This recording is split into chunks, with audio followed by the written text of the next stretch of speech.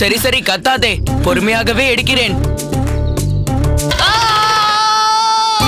பார்த்து பார்த்து பார்த்து எடேண்டா.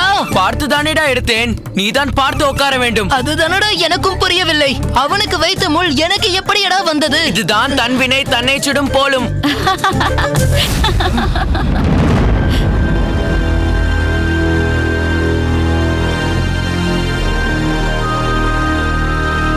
டேய் திருமேனி, எதற்கடா சிரிக்கிறாய்? சாரங்கன் தவறாக கூறுகிறான். தன்வினை தன்னை சுடும் என்பது பழைய மொழி. தான் வைத்த முள் தன்னையே குத்தும் என்பது புது மொழி. திருமேனி, போதும் உன் குத்தல் பேச்சு. பார்த்தாயா, நீயும் அதை பற்றிதான் பேசுகிறாய். திருமேனி விடு, பாவம், இவன் வேதனையில் துடித்துக் கொண்டிருக்கிறான். சக்கரபாணி, என்னால் தான் உனக்கு இந்த சங்கடம் என்றால் என்னை மன்னித்து விடு. ராமானுஜா, நீயே இவனிடம் போய் மன்னிப்பு என்றெல்லாம் பேசுகிறாய். பாயின் அடியில் வைக்கப்பட்ட முள் உனக்கு செய்யப்பட்ட சதி. அதை முதலில் உணர்ந்து கொள். நான் உணர்ந்துதான் இருக்கிறேன் திருமேனி. இவர்கள்தான் என்னை சரியாக உணரவில்லை.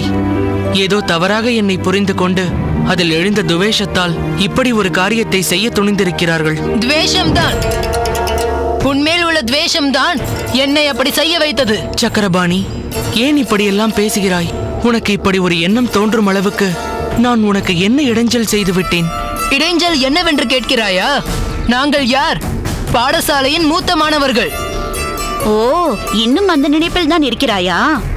திருமேனி, நீ பேசாமல் இருக்க மாட்டாயா? சொல் சக்கரபாணி, ஏன் உனக்கு என்மேல் இவ்வளவு துவேஷம்? ஏன், அது உனக்கு தெரியாதா? இந்த திருமேனியை ஏதேதோ ஜாலம் செய்து அவன் மூலம் சில கருத்துக்களை சொல்லச் செய்து எங்களை தலைகுனிய வைத்தாய்.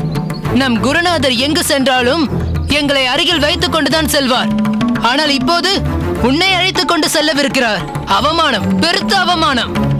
சக்கரபாணி, உன்னை அவமானப்படுத்த வேண்டும் என்று நான் கனவிலும் நினைத்ததில்லை. நீ என்னை தவறாக எண்ணாதே. நம் குருநாதர் என்னை தேர்ந்தெடுத்தது அவரின் தனிப்பட்ட விருப்பம். நான் வேண்டுமானால் உன் சார்பாக குருநாதரிடம் பேசி பார்க்கிறேன். நீ வருந்தாதே. போதும் ராமானுஜா, போதும். குருநாதரிடம் என் சார்பாக நீ பேசுவது உபகாரமாக ஆகாது. மாறாக எனக்கு அபகாரமாகத்தான் முடியும். முன்பெல்லாம் எது செய்வதாக இருந்தாலும் குருநாதர் எங்களை தான் கலந்து ஆலோசிப்பார். அப்படி ஒரு மரியாதை இருந்தது. இப்போது அது அடியோடு போய்விட்டது. அதற்கு காரணம் எங்களுக்கு போட்டியாக நீ இங்கு வந்ததுதான். சக்கரபாணி, உன்னுடன் போட்டியிட வேண்டும் என்ற மனோபாவம் எல்லாம் எனக்கு சிறிதளவும் கிடையாது. நீயும் அப்படி ஒரு நினைப்பை தூக்கி எறிந்துவிடு. முதலில் போட்டி என்று நினைப்பது பின்னர் பொறாமை என்னும் தீயாகி மனிதாபிமானம் என்பதை அழிக்கும் கொடும் பாவியாக மாற்றிவிடும். அதுவும் நம் போன்ற இளைய சமுதாயத்திற்கு அது தேவையற்ற ஒன்று.